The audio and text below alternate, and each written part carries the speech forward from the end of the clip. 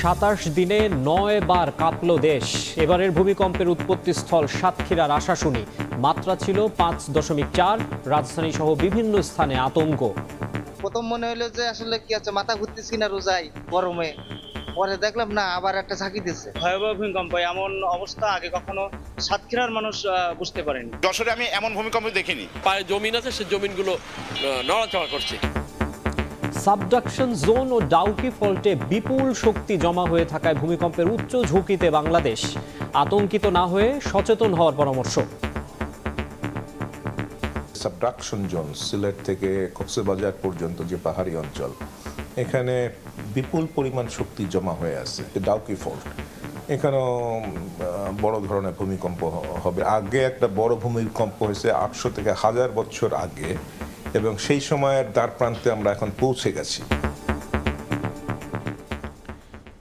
দেখছিলেন প্রধান শিরোনাম। সন্ধ্যার সময় সঙ্গে আছে আমি মাকসুম আলম খান। এবার অন্যান্য শীর্ষ সংবাদ। গণতন্ত্রকে প্রাতিষ্ঠানিক রূপ দিতে সঠিক সময়ে হবে স্থানীয় নির্বাচন, জানালেন এলজিআরডি মন্ত্রী। ভোটের জন্য নেতাকর্মীদের প্রস্তুতি নেয়ার নির্দেশ জামায়াত আমিরের।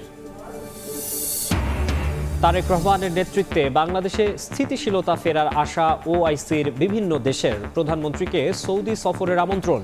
জেদ্দায় পররাষ্ট্রমন্ত্রীর সঙ্গে বৈঠক। নরসিংদীতে ধর্ষণের শিকার কিশোরীকে হত্যার ঘটনায় গ্রেফতার 5। বাকিদের খোঁজে অভিযানে পুলিশ। মূল অভিযুক্ত নুরা সহ জড়িতদের ধরতে স্থানীয় এমপির আলটিমেটাম।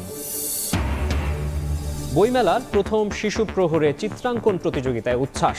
সিসিমপুর না থাকায় অনেকের আক্ষেপ। ছুটির দিনে স্টলে স্টলে বই প্রেমীদের ভিড়।